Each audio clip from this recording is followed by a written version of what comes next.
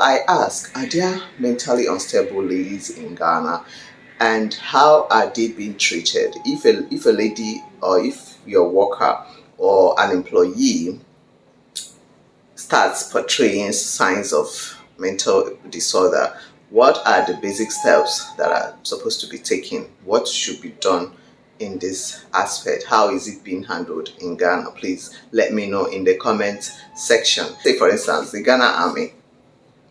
If a superintendent or whatever, or lieutenant, or I don't know how they position them, comes out to say that a female junior colleague or a female junior soldier is mentally unstable, what are the steps that the Ghana Army is supposed to take?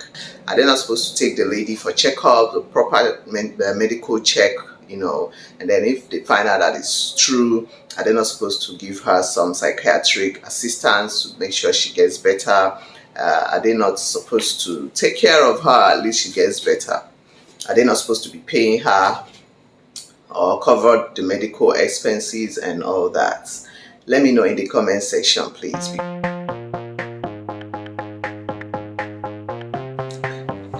Hello guys, welcome back to my channel. Okay, someone actually brought it to my attention on WhatsApp that today is Thursday and I hadn't dropped any parenting tips this week. Oh my goodness, I am truly sorry. I've been overwhelmed with a lot of things and forgive me guys. I know I said I was going to be dropping some tips every week and it's almost skipped. It's not like it skipped my mind this week, so I'm sorry. And sweetheart that reached out on WhatsApp, thank you for this beautiful reminder. As a matter of fact, it feels good to know that people look forward to these things that I say, so you see why no matter what you should still put it out there. It can help, even if it's just one person. That is you having a positive effect right there. Okay, so let me quickly drop this before I talk about Nigeria as a misogynistic country. Do you know that sparing few minutes every morning to do little workouts with your kids before you prepare for work or before they prepare for school can change a whole lot? It can do a whole lot in shaping the day to be positive as ever. I know, right? You say, oh, there's no time. There is time. It's all in here. You just have to create it, darling. 10 minutes or 15 minutes. Take it that, okay, there is traffic. You're on your way to work and there is traffic and you've been delayed for 10 minutes. You'll still get to work. Same with them. So yeah, don't let that excuse sink in that there's no time. There is time. Create it. 10 minutes every morning. Do mild workouts with your kids. As soon as they wake up from sleep, of course they pee, and you do 10 minutes workout. Aerobics or stretches depending, so you can switch it, can change it, days. Some days you can choose to do aerobics only, some other days you can choose to do stretches only. This is a very powerful way to bond with your children. You have no idea how it boosts their energy for the day, how it boosts their performances throughout that day, how it helps with their brain development. I do it with my kids all the time, so you too can do that. Every morning I spend 10 minutes as soon as they wake up. Sometimes if they wake up before me, they come remind me. Yeah, can do just little aerobics, something, even if it's just to dance together for 10 minutes, even if it's just to do jumping jack, even if it means doing the, just something. You can also search on TikTok or even on YouTube kids appropriate workout exercises or aerobics for kids, and still one or two moves that you can try with your kids. With music, of course, it's more fun with music. Not loud, because of course a lot of people are still going to be sleeping when you're doing this. So just play mild music with mild volume and do this little exercise with your kids every morning before you guys prepare for your day. As soon as they are done, they can then proceed to take their showers and drink water before having breakfast. Okay, so try this and let me know how it goes. I do it a lot with my kids, and trust me, it helps in boosting your bond and relationship with your children, and it also helps their performances throughout the day. That feels like having orgasms in the morning, that early morning orgasm before you start your day. You see, you'll be all smiley, and you have so much energy. Oh please, I didn't have orgasm, so don't mind me. I'm always smiling with or without orgasms. So now back to the real thing. Misogyny in Nigeria. These people have a thing against women. Okay, and because Nigerian men have a thing against women, they are gonna keep crumbling. The country is not gonna get better. The Mother Earth is a woman. Okay, so if you don't take care of the earth, if you don't love the earth, it will keep swallowing you. It is a simple logic. So Nigerian men don't like women. Nigerian, even some women don't like each other, because most of them live for the men. So they want to please the men. So they end up mocking and hating on their fellow women. Okay, you guys remember this lady I mentioned the other time that I was just recovering from that I got back from the hospital, the army lady that accused the superior of taking advantage of her and all that, and nobody did anything about it. The man was rather going about telling them that she was mentally unstable, and everybody believed him, and nobody got justice for this lady. Now, the army had come out to claim that they've carried out their investigations, and Nigerian army is innocent. The man didn't do anything. The lady has been discharged from the Nigerian army, which is, of course, I'm grateful for her life. But then the way they made it look, there's not going to be justice for this lady. It's not a new thing, actually. I wasn't expecting any justice for her, like I said that day. Instead, I fear for her life, because they might end up buying that lady. I wish she has the means. I wish she has the connections. I wish she has the finances to leave that country. Honestly, if I had money right now, I would have sponsored her to leave the country, because the next thing you're going to hear is that they have fired her. That is Nigeria. Now, imagine a country where somebody would just wake up and tell you that, oh, this person is mentally unstable. As long as she's a lady, oh, they're gonna believe you. Without any investigations, of course. So if this lady comes to you the next minute to report that, oh, this man tried to do this to me, or this man tried to rape me, or this man tried to strangle me, or he laced my drink and he took advantage of me and all that, the only thing you're going to be hearing when she's talking is, hey, mad woman they talk. No, mad woman they talk. Yeah, so this girl take go. So the part of your brain that would have done something to help her would automatically be shut down.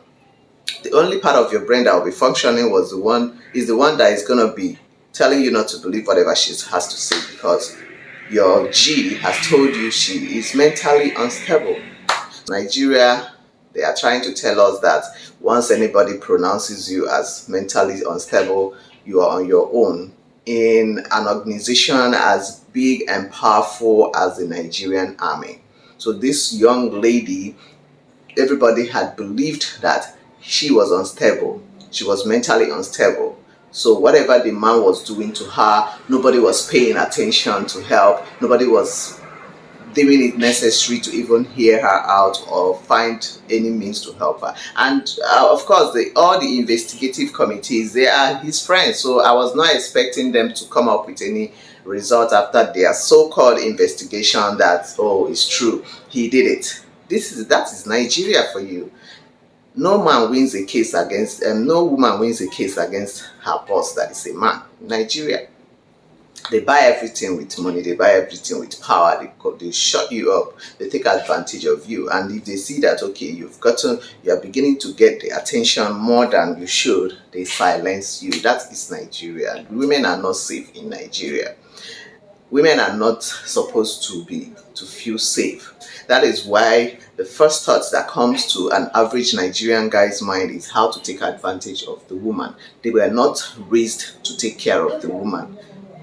Nigerian boys are raised to cross their legs while their sisters overwork, because their sisters are being prepared to go to husband's house. The boys are not prepared to be good husbands.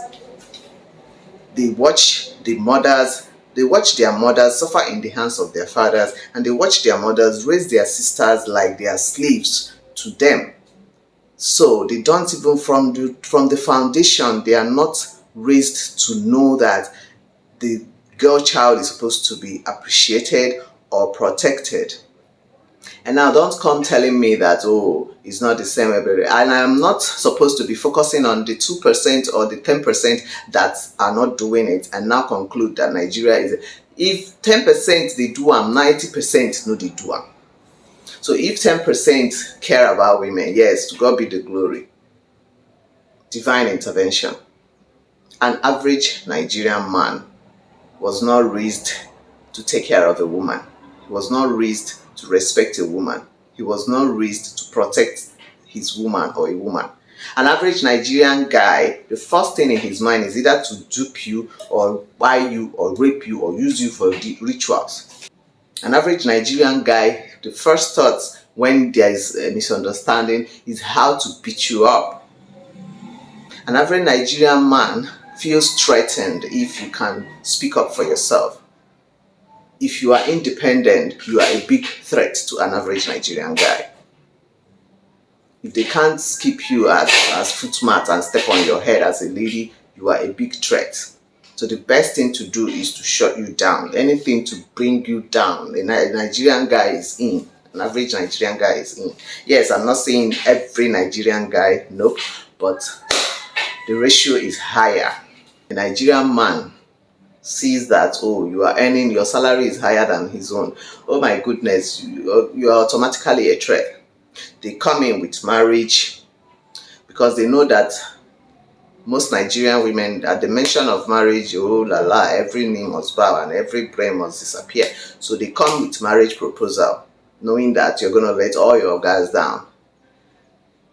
Then they plan to bring you lower than they are. They won't plan to step up and get better than you. They would rather want to bring you down so that you'll be lower than them, so that you'll be below them.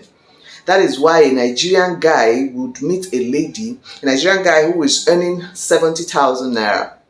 Okay, let me use the Ghana money.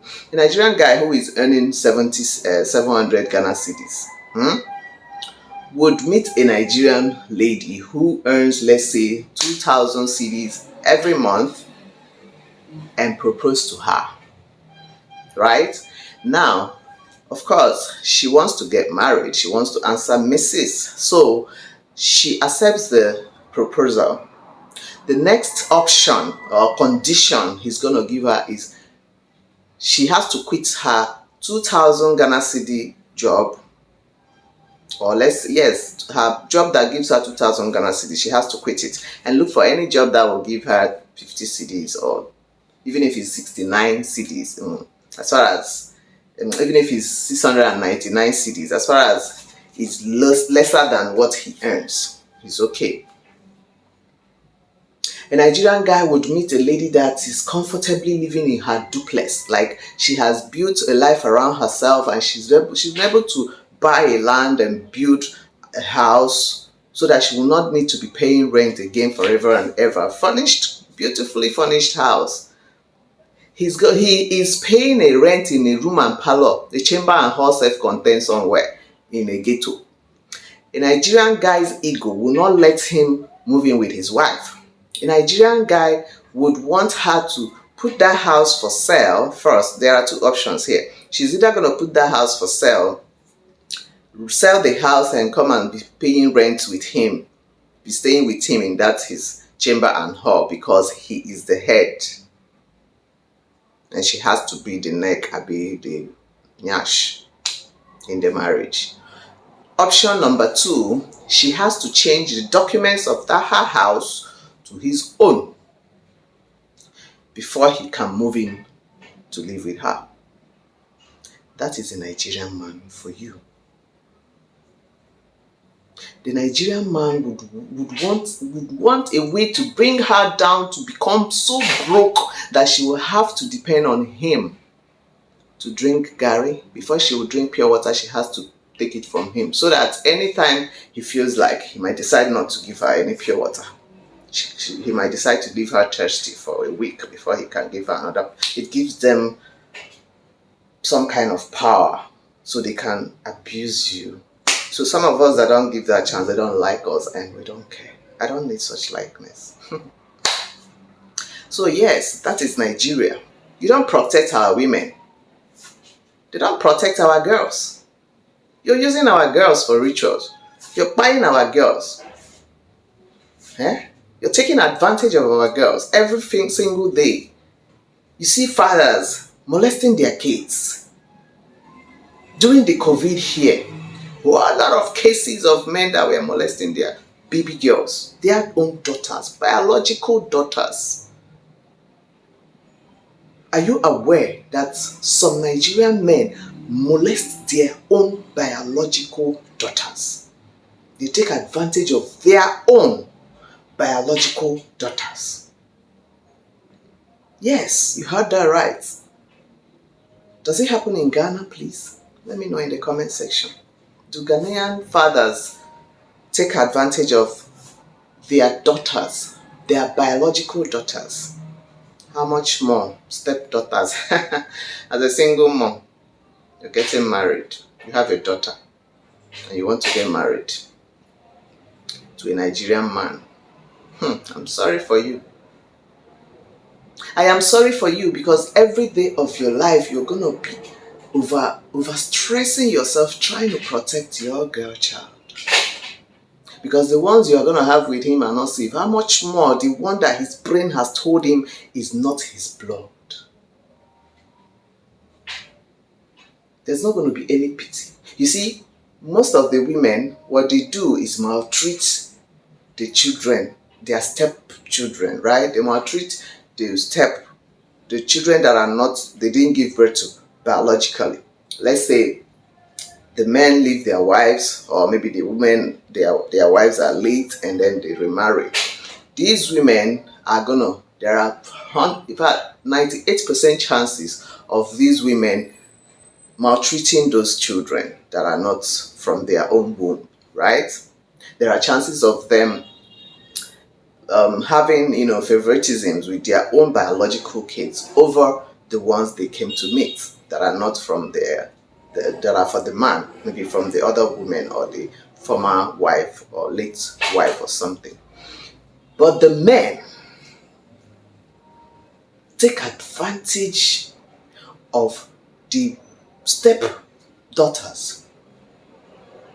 98% of the time, single mothers, their children are not safe with their newly married or their even boyfriend. And because the society has changed their brain that they must need a man, some of them cover up for these men. I stopped being friends with a stupid lady whose husband molested their 2-year-old daughter. I was more angrier than she was. Guess what? She's still in the marriage. And of course, because she's remained in the marriage, the man now started showing her that. The man now started showing her the real wickedness. You can't help somebody who doesn't want to help herself. So what's the essence? I mean, I don't need anybody draining me. I had to cut her off. It's not once, it's not twice. It's always there. Nigerian men are so misogynistic. They hate women. They enslave their women. I am talking about a man that would marry you and you're gonna need to clean up after him. after he poos, you're going to be the one to flush his toilet. He is the Lord.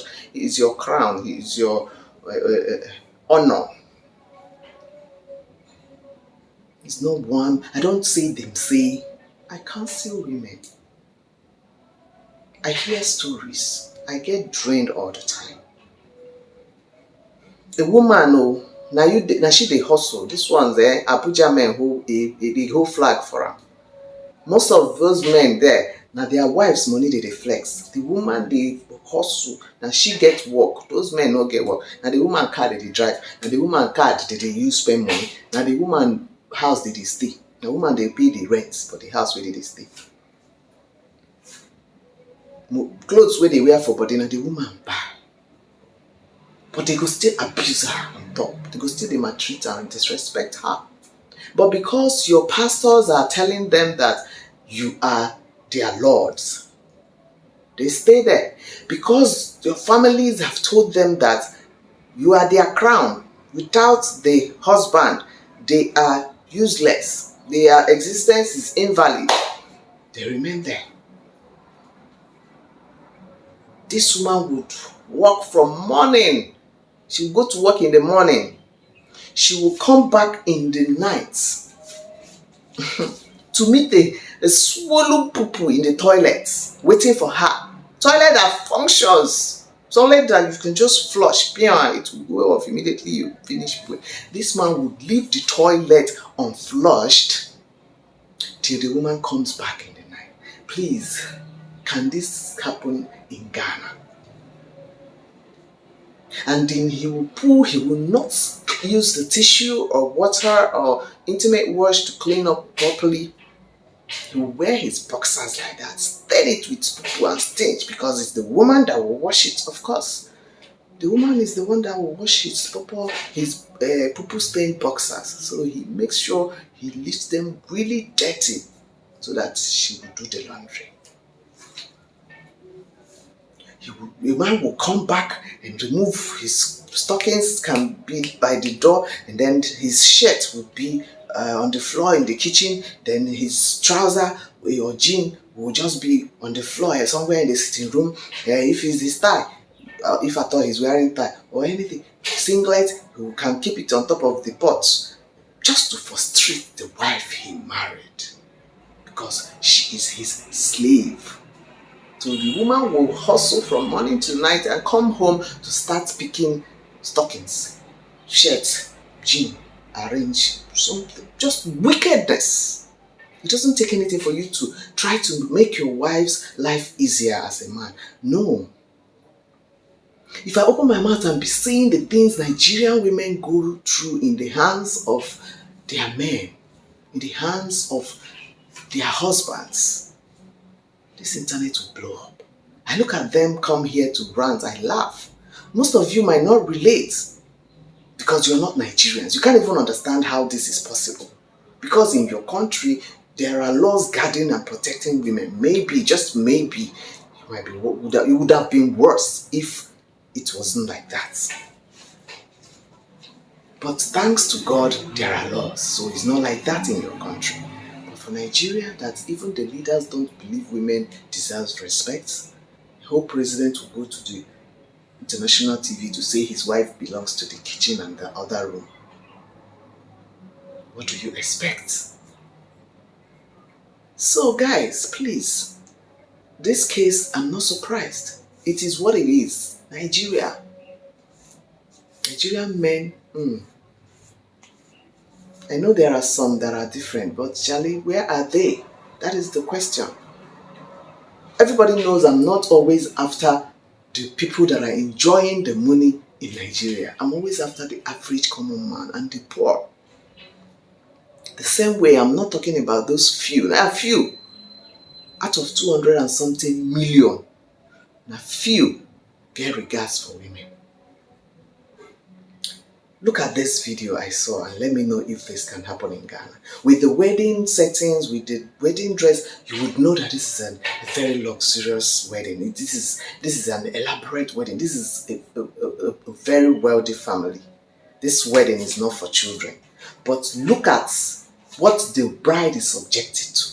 On your wedding day, you're going to have to kneel down and use your knees to go and meet your parents-in-laws to give them cake that thunder will fire them. Look at that. Can this happen in Ghana? Please, if it happens in Ghana, let me know in the comment section that on your wedding reception, your wedding day that is supposed to be the most beautiful, lovely day of your life, that you're supposed to actually be all over the moon with butterflies, you're going to be stressed. Okay, me that I'm having osteoarthritis and rheumatism on this my knees with my back pain and all, I will now come and kneel down and start using my knees. The man is carrying the cake, walking majestically beside her, and she has to use her knees to walk to the in-laws to show that yes, she is a very, very perfect example of a wife material. Oh, she is Proverb 14 woman. Abi, is it Proverb 12? Abi, Proverb 20? I don't know. I don't read the Bible. What's your take about this? What do you call this? Is this supposed to be a tradition or humiliation?